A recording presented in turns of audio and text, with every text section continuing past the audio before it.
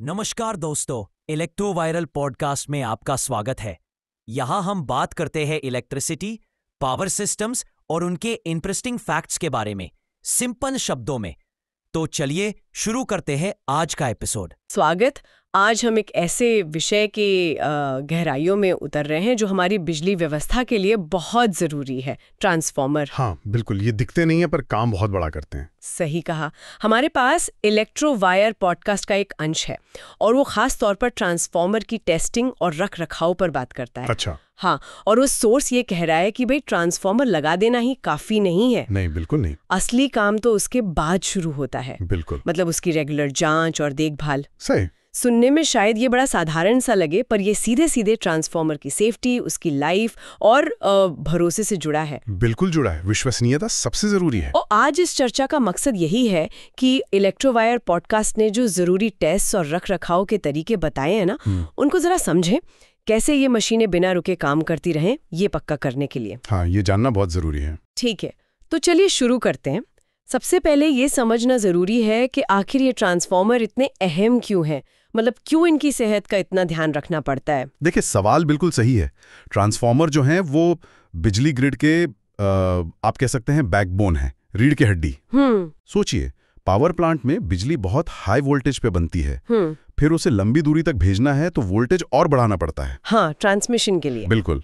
फिर हमारे शहर, हमारे घर, वहां तक पहुंचने से पहले वोल्टेज को इस्तेमाल के लायक, मतलब सुरक्षित लेवल तक कम करना पड़ता है। और ये सारा वोल्टेज घटाने बढ़ाने का मुश्किल काम ये ट्रांसफॉर्मर ही करते हैं, हर कदम पर।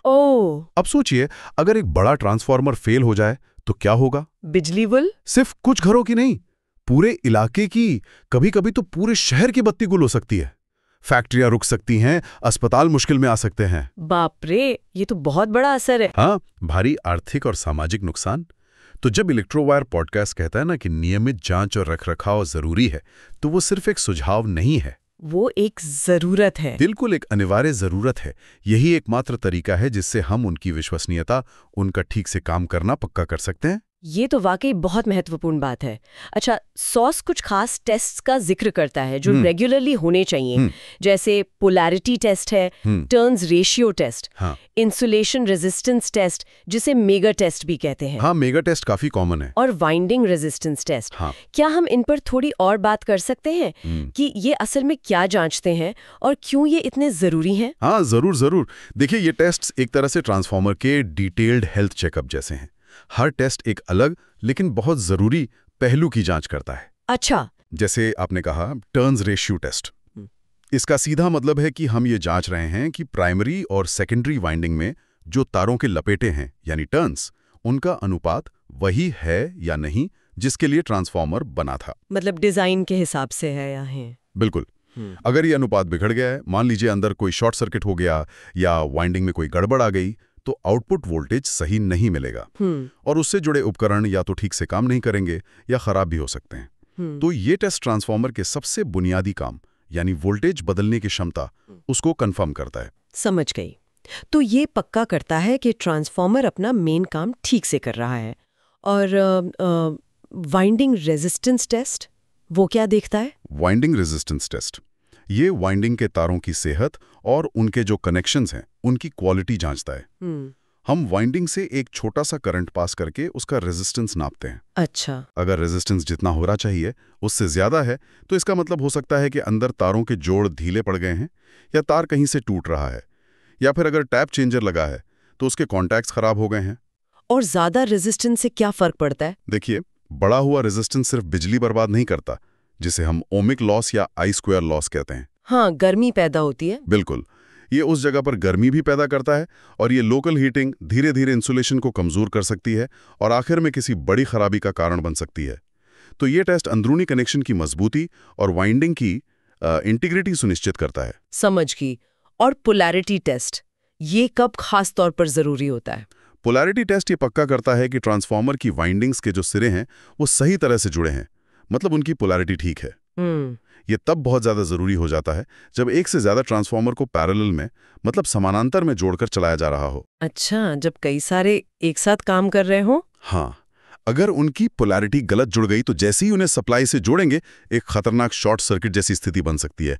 तो ये एक तरह से सेफ्टी चेक है, खासकर मल्टी ट्रांसफार्मर सेटअप के लिए। और अब आते हैं उस टेस्ट पर जिसका सोर्स ने खास तौर पर जिक्र किया था, इंसुलेशन रेजिस्टेंस टेस्ट या मेगा टेस्ट।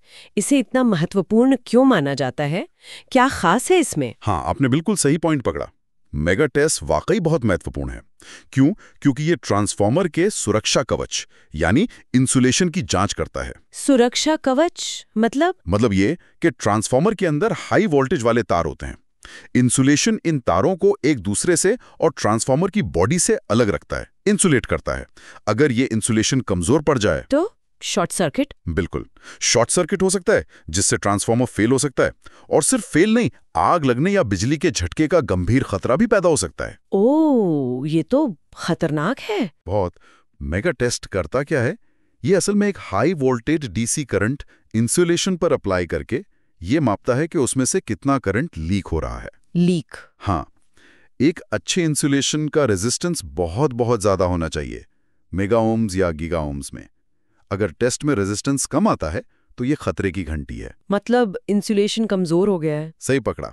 इसका सीधा मतलब है कि इंसुलेशन कमजोर हो गया है। और इंसुलेशन कमजोर क्यों हो जाता है? क्या कारण होते हैं इसके? कई कारण हो सकते हैं। सबसे आम है नमी का घुस जाना। नमी ट्रांसफार्मर के अंदर? हाँ, सीलिंग वगैरह से, या फिर गंदगी, कार्बन का जम जाना, तेल की क्वालिटी खराब होना अगर तेल वाला ट्रांसफार्मर है तो, या बस समय के साथ इंसुलेशन मटेरियल का पुराना और कमजोर पड़ जाना। अच्छा।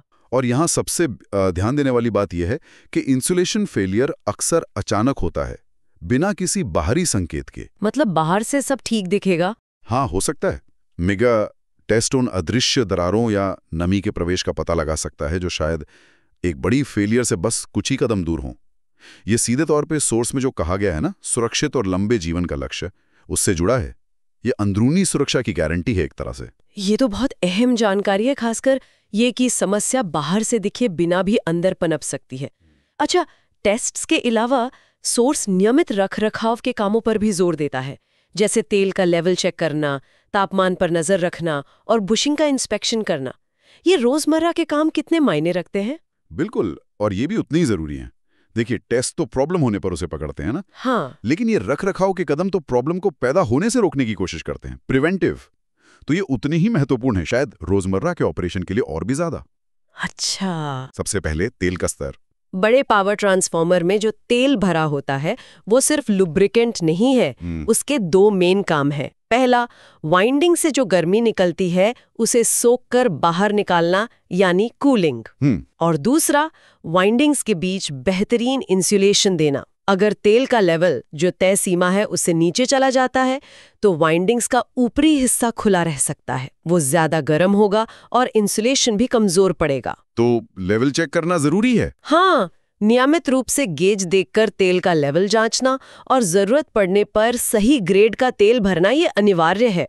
क्या सिर्फ तेल का लेवल देखना काफी है या तेल की क्वालिटी भी मायने रखती है? अरे, बहुत अच्छा सवाल पूछा। सिर्फ लेवल ही नहीं, तेल की क्वालिटी भी उतनी ही जरूरी है। टाइम के साथ तेल में नमी आ सकती है, गंदगी घुल सकती है या वो ऑक्सीडाइज हो सकता है। अच्छा, इससे उसकी इंसुलेशन क्षमता, जिसे डाइलेक्ट्रिक स्ट्रेंथ कहते हैं, वो कम हो जाती है और कूलिंग पर भी असर पड़ता है।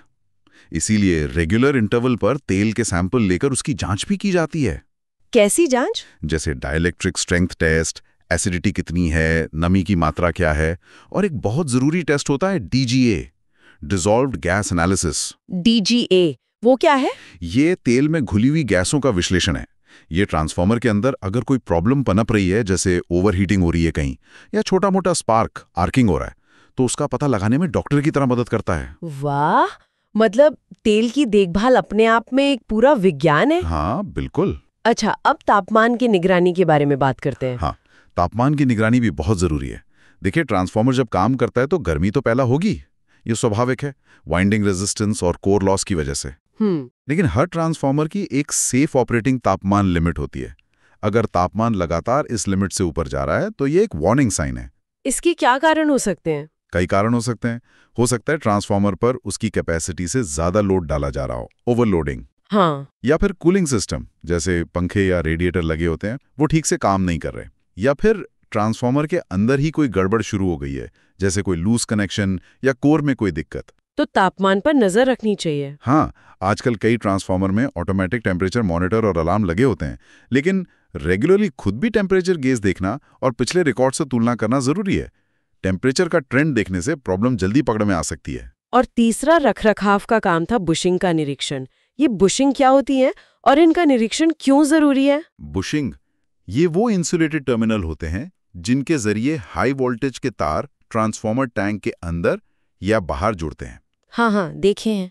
ये बाहरी माहौल के सीधे संपर्क में होते हैं, धूप, बारिश, धूल सब झेलते हैं, इसलिए इनका सही हालत में होना बहुत जरूरी है। तो इंस्पेक्शन में क्या देखते हैं? हम देखते हैं कि कहीं बुशिंग पर कोई दरार, क्रैक तो नहीं है, कोई हिस्सा टूटा, चिप्ड तो नहीं है, या उन पर बहुत ज्यादा गंदगी, धूल या नमक, खासकर समुद्री किनारों के पास, तो जमा नहीं हो गया है। गंदगी से क्या होता है? ऐसी गंदगी नमी सोखकर सतह पर करंट लीक होने का रास्ता बना सकती है, जिसे सरफेस लीकेज कहते हैं। इससे फ्लैशओवर हो सकता है, मतलब बिजली का हवा में कूद जाना। ओह, हाँ, और दरारें या टूट-फूट से नमी अंदर जा सकती है और इंसुलेशन फेल हो सकता है। अगर बुशिंग तेल से भरी है तो तेल लीक तो नहीं हो रहा, ये भी जांचते हैं।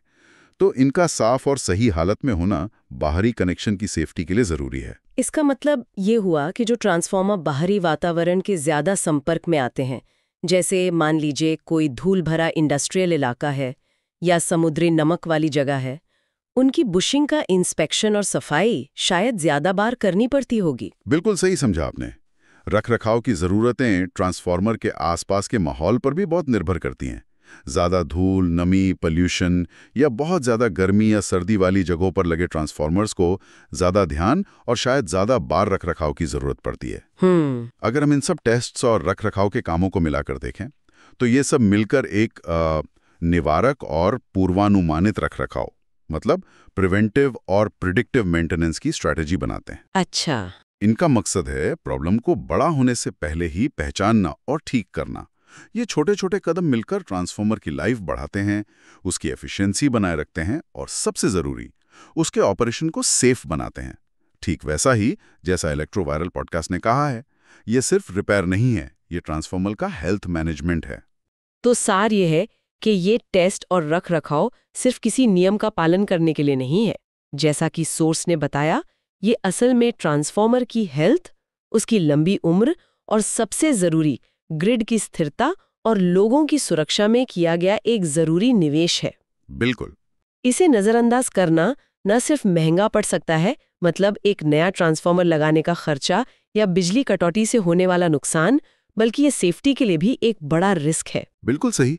सोर्स का जो केंद्रीय संदेश है वो यही है, ट्रांसफार्मर लगा देना मंजिल नहीं, सफर की शुरुआत है।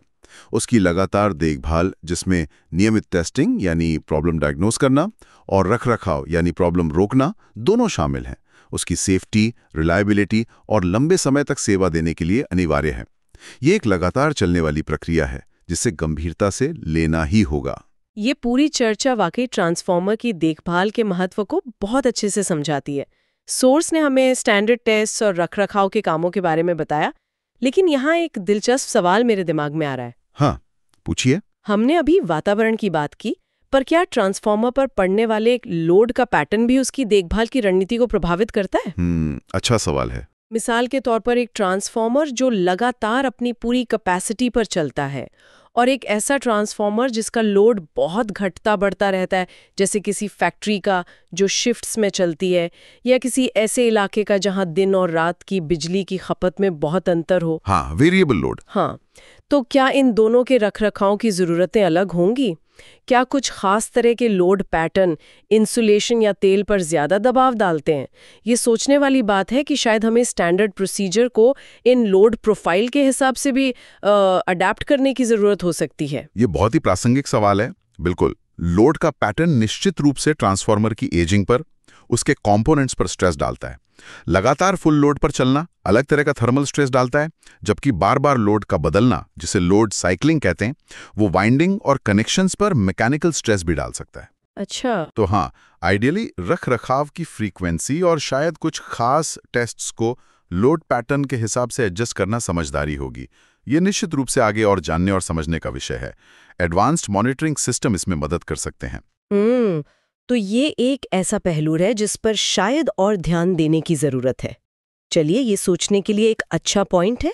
तो दोस्तों, ये था आज का एपिसोड इलेक्ट्रोवायरल पॉडकास्ट का।